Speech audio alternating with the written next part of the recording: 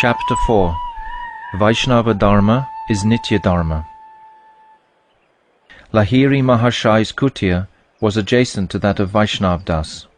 A few mango and jackfruit trees stood nearby, and the entire area was adorned with small betel plants. In the courtyard there was a large circular platform which had been there for many years, since the time of Pradumna Brahmachari.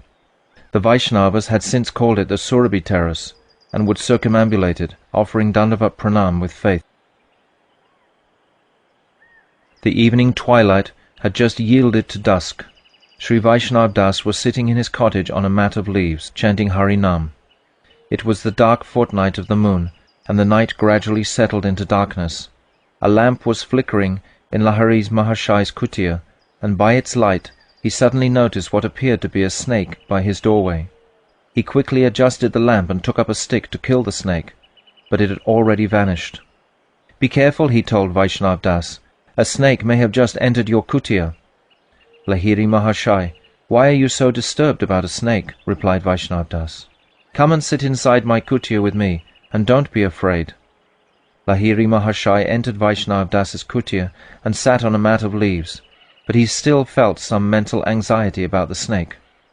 "O great soul," he said, "our Shantipur is good in this respect. There is no fear of snakes, scorpions, and other such creatures there. In Nadia there is always danger from snakes.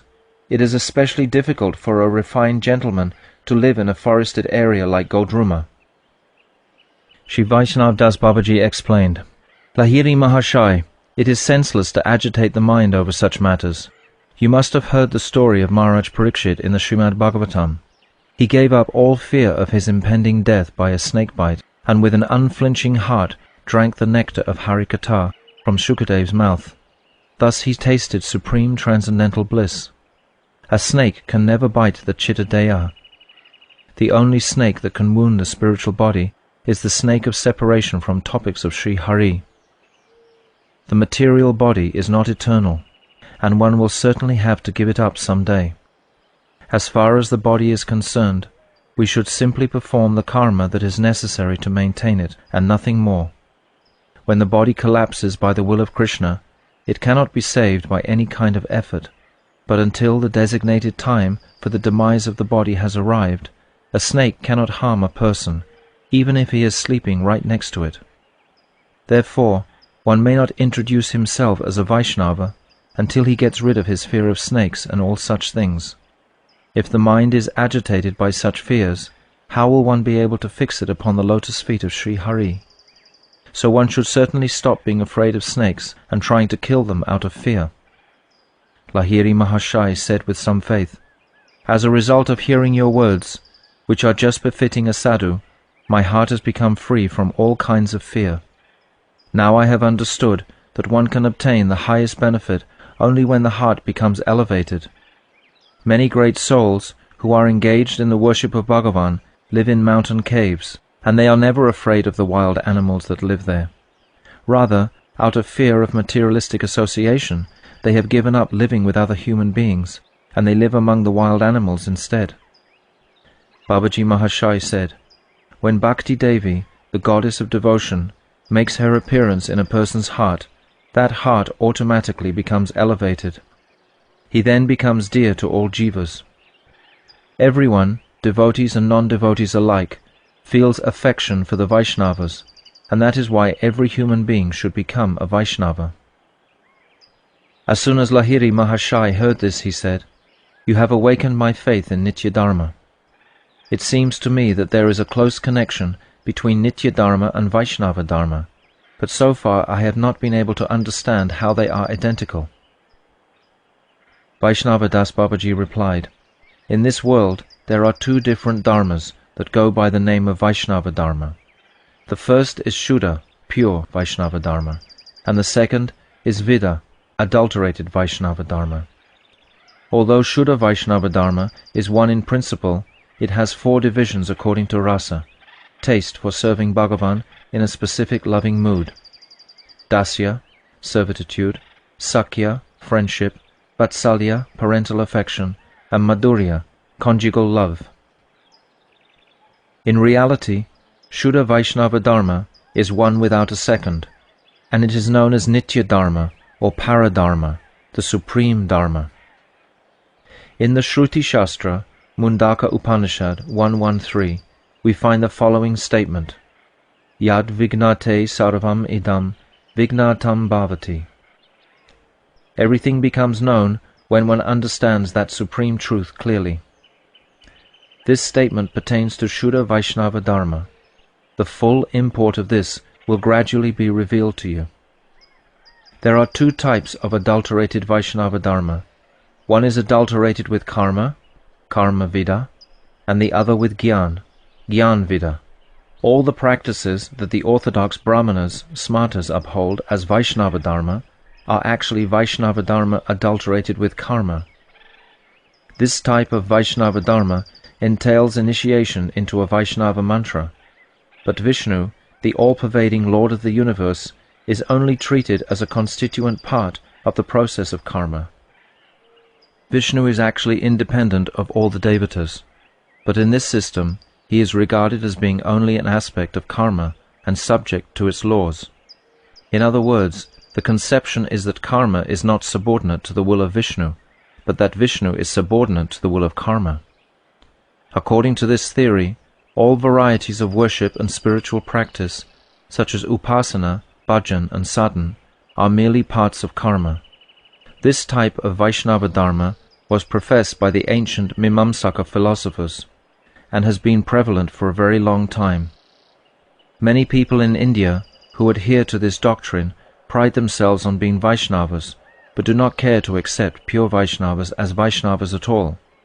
This is their great misfortune.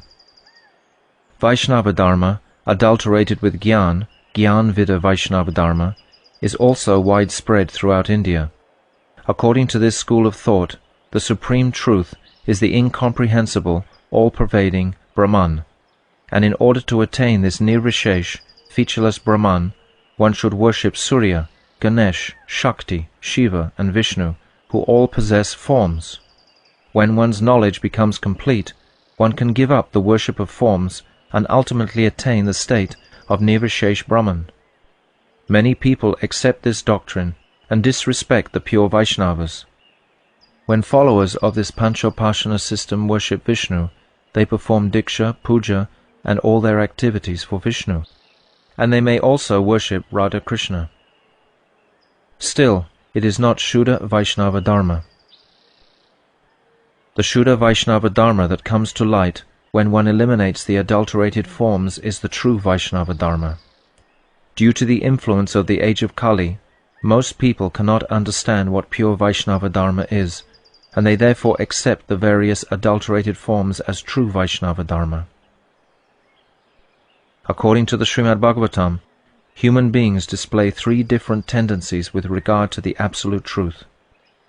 The tendency towards the all-pervading Brahman, Brahman Pravritti. The tendency towards the supreme Atma in the heart, known as Paramatma, Paramatma Pravritti. And the tendency towards the supreme person, Bhagavan, Bhagavat Pravritti.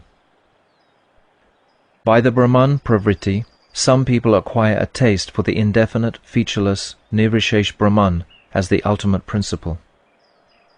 The method they adopt in order to attain this indeterminate state is known as Panchopasana.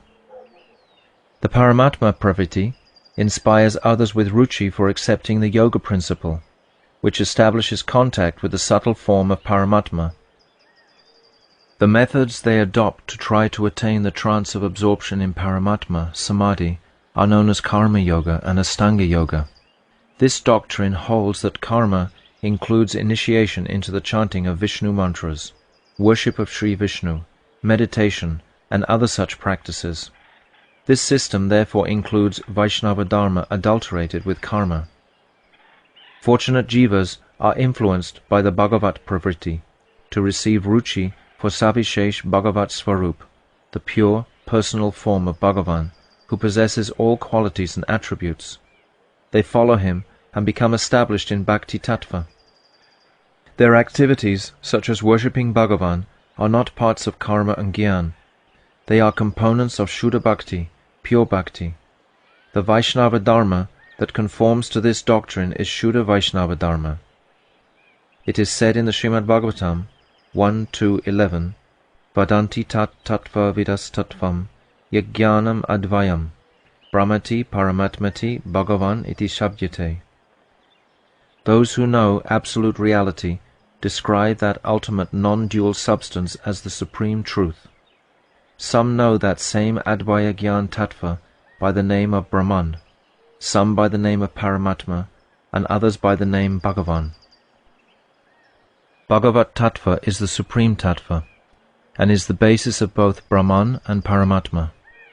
It is this personal conception of the truth, Bhagavat Tattva, that is the pure conception of Sri Vishnu. The jivas who pursue this principle are pure jivas, and their inclination is called bhakti. Devotion for Sri Hari, Hari Bhakti, is celebrated by the names Shuddha Vaishnava Dharma, the Nitya Dharma, Jaiva Dharma, Bhagavat Dharma, the religion of worshipping the Supreme Person, Paramartha Dharma, the religion that strives for the ultimate benefit, and Paradharma, the supreme function. All types of dharma that arise from the tendencies towards Brahman and Paramatma are naimittika and not nitya. The cultivation of Nirvishesh Brahman is motivated by a material purpose, nimitta, and is therefore naimittika, not nitya. When a jiva is anxious to gain release from his bondage to matter, his state of imprisonment becomes the nimitta, cause, that impels him to adopt the naimittika dharma of striving for the state in which all material qualities are extinguished. This striving is said to be naimittika because it is motivated by a nimitta, namely the state of material bondage.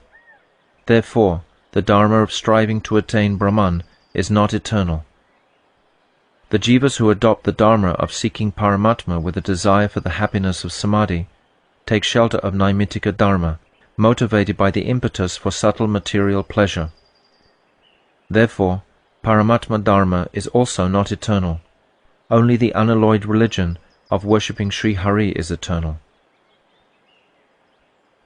On hearing all this, Lahiri Mahashai said, "O Mahashai, kindly instruct me on Shuddha Vaishnava Dharma. I am taking shelter at your lotus feet in my old age. Please accept me. I have heard that if one has previously accepted Diksha and Shiksha from an unqualified guru, he should be initiated and receive instructions again when he meets a genuine guru. I have been hearing your pure instructions for several days, and my faith in Vaishnava Dharma has been awakened. Please first instruct me about Vaishnava Dharma, and then sanctify me by giving me initiation." Babaji Mahashai became slightly ill at ease, and replied, "O Mahashai, I will certainly instruct you as far as I am able, but I am not fit to be a Diksha Guru. Nonetheless, you may now take instructions on Shuddha Vaishnava Dharma." Sri Krishna Chaitanya Mahaprabhu, the original Guru of the entire world, has explained that there are three fundamental principles in Vaishnava Dharma: Sambandha Tattva, knowledge of one's relationship with Sri Hari; Abhideya Tattva, the means by which the ultimate goal is achieved; and Prayojan Tattva, the ultimate goal of Krishna Prem. A Shuddha Vaishnava, or Shuddha Bhakta, is one who knows these three principles and acts in accordance with them. The first principle, Sambandha Tattva, includes three separate topics. The first topic is the material world, Jad Jagat, or the fundamental truth regarding the potency that generates illusion, Mayik Tattva. The second topic is the living beings, jivas, or the fundamental truth regarding the predominated entities, Adina Tattva. And the third topic is Bhagavan, or the fundamental truth regarding the predominating entity, Prabhu Tattva. Sri Bhagavan is one without a second, and endowed with all potencies. He is all-attractive, the exclusive abode of opulence and sweetness, and is the sole shelter of all jivas. Although he is the only shelter of Maya and all the jivas, still he is aloof and independent, and exists in his own supreme independent form, Swarup, which is uncommonly beautiful. The effulgence of his limbs radiates to a great distance, manifesting as the Nirvishesh Brahman. Through his divine potency, known as Aisha Shakti, he manifests the jivas and the material world, and then enters into that world as Paramatma, who is his partial expansion. This is the fundamental truth concerning Ishvara, the Supreme Controller, or Paramatma, the indwelling Supersoul. In the Vaikuntha region of the spiritual sky, beyond this material universe, he manifests as Narayan, his feature of supreme opulence and majesty. In Goloka Vrindavan, which is beyond Vaikuntha, he manifests as Gopijana Vallabha Sri Krishna Chandra, his feature of supreme sweetness. His various types of expansions, such as identical manifestations, prakash, and pastime forms, vilas, are eternal and unlimited.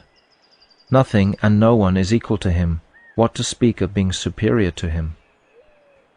His identical manifestations and pastime forms, prakash and vilas, are manifested by his superior potency, known as Parashakti. This Parashakti displays its prowess, Vikram, in many different features, out of which only 3 are known to the jivas.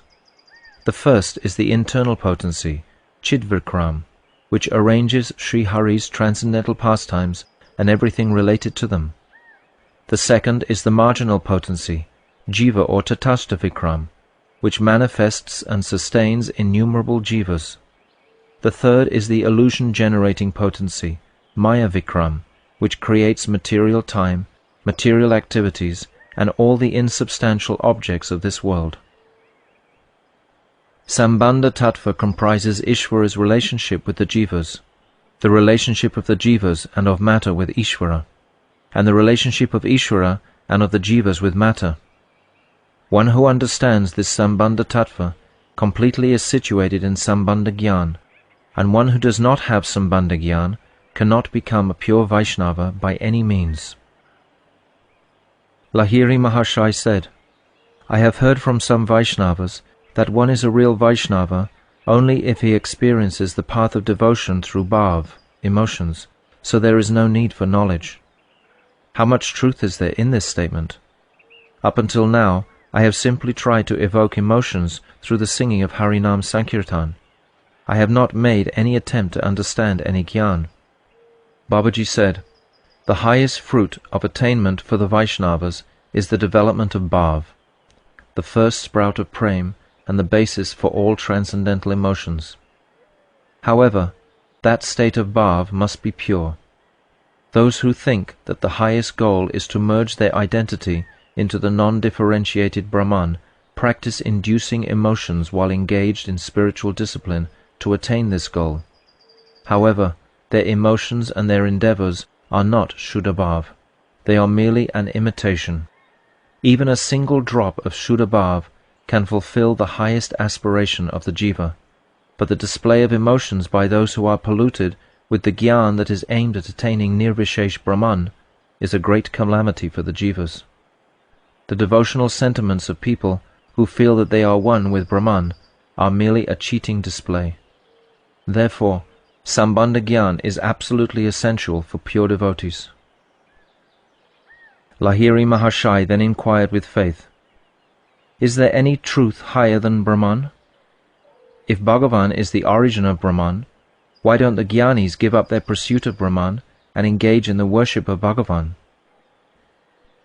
Babaji Mahashai smiled mildly and said, Brahma, the 4 Kumaras, Shuka, Narad, and Mahadev, the chief of the celestials, have all ultimately taken shelter at the lotus feet of Bhagavan. Lahiri Mahashai then raised a doubt. Bhagavan has a form. Since form is limited by spatial considerations, how can Bhagavan be the resting place of the limitless and all-pervading Brahman? Babaji Maharaj resolved this doubt, saying, in the material world, the entity known as the sky is also limitless. Why should Brahman be considered to be more important merely because it is limitless? Bhagavan is also limitless by virtue of the potency manifested from the effulgence of his limbs. At the same time, he possesses his own transcendental form. Can any other entity compare with this? It is because of this unparalleled nature that Bhagavan is superior to the principle of Brahman. His transcendental form is supremely attractive, and that self-same form is fully and completely all-pervasive, omniscient, omnipotent, unlimitedly merciful, and supremely blissful. Which is superior, a form such as this, which is endowed with all qualities, or an obscure, all-pervading existence, which is devoid of qualities and potencies? In reality, Brahman is only a partial, impersonal manifestation of Bhagavan. The impersonal and personal features both exist simultaneously and in perfect harmony in Bhagavan. Brahman is only one aspect of Bhagavan. Those whose spiritual intelligence is limited are attracted to the feature of the Supreme that is devoid of qualities and is formless, immutable, unknowable, and immeasurable. But those who are all-seeing, Sarvadarshi, have no attraction for anything other than complete absolute truth. Vaishnavas have no significant faith in Sri Hari's formless, impersonal feature, for it is opposed to their eternal function and unalloyed prem. Bhagavan Sri Krishna Chandra is the basis of both the personal and impersonal features. He is an ocean of supreme transcendental bliss, and he attracts all pure jivas. Lahiri said, "How can Sri Krishna's form be eternal, since he takes birth, performs activities, and gives up his body?" Babaji, Sri Krishna's form is Satchit Ananda, ever existing, full of knowledge, and completely blissful. His birth, activities, and leaving the body have no connection with mundane matter. Lahiri, then why have such descriptions been given in Mahabharata and other Shastras? Babaji, the eternal truth defies description, for it is beyond words. The pure soul, in his spiritual aspect, sees the transcendental form and pastimes of Sri Krishna, but when he describes that supreme reality in words, it appears just like worldly mundane history. Those who are eligible to extract the essence from Shastras such as the Mahabharata experience Krishna's pastimes as they are. However, when people of mundane intelligence hear these descriptions, they interpret them in different ways.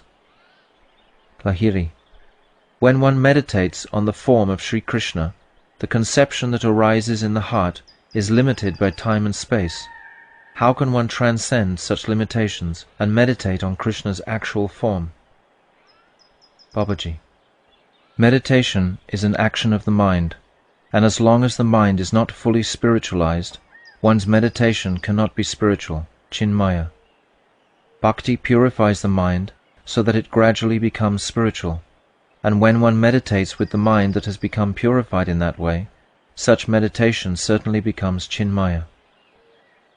When Bhajananandi Vaishnavas chant Krishna's name, the material world cannot touch them, because they are Chinmaya. Internally, they are situated in the spiritual world as they meditate on Krishna's daily pastimes and relish the bliss of confidential service. Lahiri, please be merciful and grant me such spiritual realization, Chid Anubhav.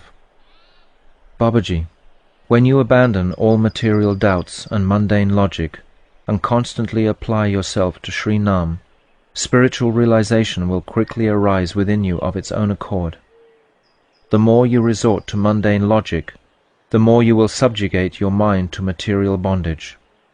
The more you strive to initiate the flow of Nam Ras, the more your material shackles will become loosened. The spiritual dimension will then manifest in your heart. Lahiri, please be merciful and explain what that spiritual experience is. Babaji, the mind is brought to a standstill when it tries to understand that truth through words. The truth can be realized only through culture and spiritual bliss, Chid Anand. Give up all argumentation and simply chant Sri Nam for several days. Then the power of Nam will automatically dispel all your doubts, and you will not have to inquire further from anyone in this regard. Lahiri, I have understood that one obtains supreme spiritual benefit by drinking the liquid rasa of Sri Krishna Nam with great faith, so I will chant Sri Nam when I have understood Sambandha Gyan very clearly. Babaji, that is the best way. You must have a sound understanding of Sambandha Gyan. Lahiri, Bhagavat Tattva, the fundamental truth regarding Bhagavan, has now become clear to me. Bhagavan is the one supreme absolute truth, and Brahman and Paramatma are subordinate to him. Although all-pervading, Sri Bhagavan resides in the spiritual world in his unique transcendental form, which possesses all potencies and is the supreme person of concentrated existence, knowledge and bliss. Although the master of all potencies, he always remains completely entranced in exuberant association with his pleasure-giving potency, Hladini Shakti. Now kindly instruct me about Jiva Tattva. Babaji. Sri Krishna has innumerable potencies. One of these is the Tatastha Shakti, marginal potency, from which issue the entities who are eligible to wander, sometimes in the Chit Jagat and sometimes in the Jad Jagat. This tattva is known as Jiva Tattva. The Jivas are Chit Paramanu by composition, which means that they are atomic entities of pure consciousness. These Jivas can be bound in the material world because they are tiny, but since they are constituted of pure consciousness, if they simply acquire a little spiritual power, they can also become eternal residents of the spiritual world and obtain Paramananda, supreme transcendental pleasure. There are two types of Jivas, Mukta, liberated, and Bada, bound. The Jivas who reside in the spiritual world are Mukta, whereas those who are shackled by Maya and attached to this material world are Bada. There are two types of Bada Jivas, those who are spiritually awake, Udita Vivek, and those who are spiritually unconscious, Anudita Vivek. Birds, beasts, and human beings who do not seek their supreme spiritual benefit are spiritually unconscious, whereas human beings who have adopted the path of Vaishnavism are spiritually awake, for no one except the Vaishnavas genuinely endeavor to attain the supreme spiritual goal. That is why the Shastras have declared that serving Vaishnavas and associating with them is the best of all activities. Those who are spiritually awake develop ruchi for the practice of Krishna Nam on the strength of their faith in Shastra, and from this they easily develop an attraction for serving and associating with Vaishnavas. However, those who are spiritually unconscious cannot awaken their faith in Shastra, and thus they do not adopt the practice of Krishna Nam. They only worship the deity of Krishna as a matter of social custom. Consequently, the taste for associating with Vaishnavas and serving them is not awakened in their hearts. Lahiri, I have understood Krishna Tattva and Jiva Tattva. Now please explain Maya Tattva. Babaji, Maya is the material function and is a potency of Krishna. This potency is known as the inferior potency, Apara Shakti, or the external potency, Bahiranga Shakti. Maya remains far away from Krishna and Krishna Bhakti, just as a shadow remains distant from light. Maya manifests the elements earth, water, fire, air, sky, mind, and intelligence, the 14 divisions of planetary systems, and the egoism by which one identifies the material body as the self. Both the gross and subtle bodies of the Bada Jiva are products of Maya. When the Jiva is liberated, his spiritual body is untainted by matter. The more he is ensnared by Maya, the more he is diverted from Krishna, and the more he is aloof from Maya, the more he is drawn towards Krishna. The material universe is created by the will of Krishna, just to facilitate the material enjoyment of the Bada Jivas. It is only a jail, and not the eternal residence of the Jivas. Lahiri, Master, now please tell me about the eternal relationship that exists between Maya, the Jivas, and Krishna. Babaji, the Jiva is an atomic particle of consciousness, Anuchit, and Krishna is the complete consciousness, Purnachit. Therefore, the Jiva is the eternal servant of Krishna. This material world is a prison house for the Jivas. By the strength of association with saintly people in this world, one repeatedly practices the chanting of Sri Nam. In due course of time, one attains Krishna's mercy, and when one is situated in one's perfected spiritual form in the spiritual world, one drinks the rasa of service to Krishna. This is the confidential relationship that exists between these three fundamental realities. How can one perform bhajan without this knowledge? Lahiri. If knowledge is obtained by academic study, must one be a scholar to become a Vaishnava? Babaji. One does not have to study or to learn any particular language to become a Vaishnava. In order to dispel the illusion of Maya, the Jiva should take shelter at the feet of a genuine Guru who is a true Vaishnava. The Vaishnava Guru can impart Sambandha Gyan by his words and behavior. This is known as Diksha and Shiksha. Lahiri. What should one do after receiving Diksha and Shiksha? Babaji. One should maintain virtuous conduct and perform Krishna bhajan. This is known as Abhideya Tattva, the means to achieve the ultimate goal of Krishna Prem. This Tattva has been prominently described in the Vedas and all the Shastras. Consequently, Sriman Mahaprabhu has referred to this fundamental truth as Abhideya Tattva. Lahiri. O Divine Master, I take shelter at your lotus feet. Now that I have heard your ambrosial words, I have received Sambandha Gyan. At the same time, to my utter amazement, all the deep-rooted sanskars that were caused by identifying with my caste, education and training have been dissolved by your mercy. Now please be merciful and instruct me about Abhideya Tattva. Babaji. Now there is no worry. Your development of humility is a sure sign that Sri Chaitanya Dev has bestowed his mercy upon you. Sadhu Sangha is the only means of deliverance for the jivas who are entangled in this world.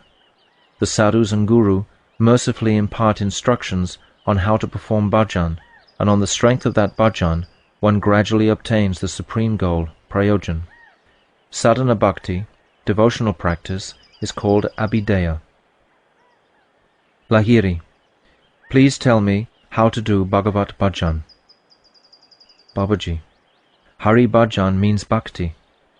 There are three stages of bhakti: the stage of practice, sadhan, the first dawning of divine love, bhav, and the mature state of divine love, prem. Lahiri. Please instruct me, what are the different types of sadhan and how are they performed? Babaji Mahashai.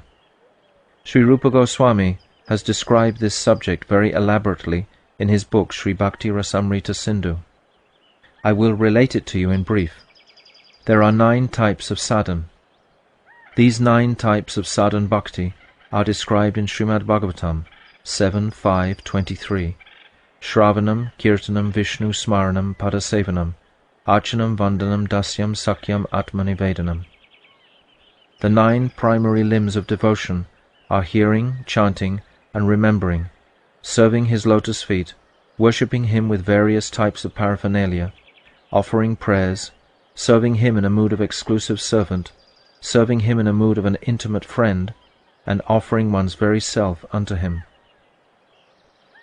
Sri Rupa Goswami has analyzed these 9 in terms of their various parts and subdivisions, and has given an elaborate description of 64 types of sadhan bhakti. Sadhan bhakti is of 2 types: Vaidhi, sadhan impelled by the rules and regulations of Shastra, and Raganuga, sadhana impelled by spontaneous love. These 9 types of bhakti refer to Vaidhi sadhana bhakti. Raganuga sadhana bhakti consists of internal service to Krishna in the mood of the eternal residents of Braj, and adhering exclusively to their guidance. The sadhak should practice the type of sadhan bhakti for which he is eligible. Lahiri. How is adhikar, eligibility, determined in regard to sadhan bhakti? Babaji. When the spiritual master considers that a faithful sadhak is fit to remain under the rules and regulations of Shastra, he will first instruct him in Vaidhi sadhan bhakti. When he considers that the sadhak is eligible for Raganuga bhakti, he will instruct him how to perform bhajan according to Rag Mag. Lahiri. How is adhikar recognized? Babaji. One is eligible for Vaidhi bhakti when one desires to worship Sri Hari according to the rules and regulations of Shastra, and has not yet experienced the principle of spontaneous attraction, rag, in his Atma. One is eligible for Raganuga Bhakti when a spontaneous inclination for Hari Bhajan has awakened in his Atma, and he does not wish to be subservient to the rules of Shastra in his worship of Sri Hari. Lahiri. Prabhu, please determine my adhikar so that I may understand the principle of eligibility. I have not yet been able to grasp your analysis of Vaidhi and Raganuga Bhakti. Babaji, if you examine your heart, you will understand your own eligibility. Do you think that bhajan is not feasible without adhering to the tenets of Shastra? Lahiri. I think that it would be most beneficial to engage in sadhan and bhajan according to the rules outlined in the Shastra. Nowadays, however, it has occurred to me that Hari Bhajan is an ocean of rasa. Gradually, by the power of bhajan, I will be able to taste that rasa. Babaji, you can now understand that the rules of Shastra take precedence in your heart. Therefore you should adopt the practice of Vaidhi Bhakti. In due course, the principle of rag will be awakened in your heart. On hearing this, Lahiri Mahashai touched Babaji Maharaj's feet. With tears in his eyes he said, "Please be merciful and instruct me in that for which I am eligible. I don't want to discuss or contemplate anything for which I am not qualified." Babaji Mahashai embraced him and told him to sit down. Lahiri then humbly said, "Please instruct me clearly as to which type of bhajan I should perform." "You should practice Harinam," replied Babaji Maharaj decisively. "Sri Nam bhajan is more powerful than all other forms of bhajan. There is no difference between Nam, the holy name, and Nami, Bhagavan, who possesses the holy name. If you chant Nam without offence, you will very quickly attain all perfection. All 9 forms of bhajan are automatically carried out when performing Nam bhajan. When one utters Sri Nam, he is engaged in both hearing and chanting. As one chants, one also remembers the pastimes of Hari, and within the mind one serves his lotus feet, worships him, offers prayers to him, serves him in the mood of a servant or friend, and offers one's very self to him." Lahiri. My heart has become intensely eager. O Master, please don't delay in bestowing your mercy upon me. Babaji told him, "You should always chant these names without offence. Hare Krishna, Krishna Krishna, Hare Hare, Hare Rama, Rama Rama, Hare Hare." As he recited these names, Babaji placed a tulsi mala in Lahiri Mahashai's hands. As he uttered the names and caressed the beads of the mala meditatively, Lahiri Mahashai wept. "Prabhu," he said, "I cannot describe the happiness I have experienced today." Saying this, he fell unconscious at Babaji Mahashai's feet due to intense joy, but the Babaji caught him carefully. After a long period, Lahiri Mahashai regained consciousness and said, "Today I feel myself blessed. I have never before experienced such happiness." Babaji Mahashai said, "O great soul, you are indeed blessed, for you have faithfully accepted Sri Harinam. You have also rendered me fortunate." From then on, Lahiri Mahashai was able to stay in his kutir without fear, and he began to chant Sri Nam on his mala. A number of days passed in this way. He now applied tilak to the 12 parts of his upper body and would eat nothing unoffered to Sri Krishna. He daily chanted 2,200,000 names on his japamala. Whenever he saw a pure Vaishnava, he would at once offer Dandavat Pranam. Every day, before attending to other duties, he would offer Dandavat Pranam to Paramahamsa Babaji.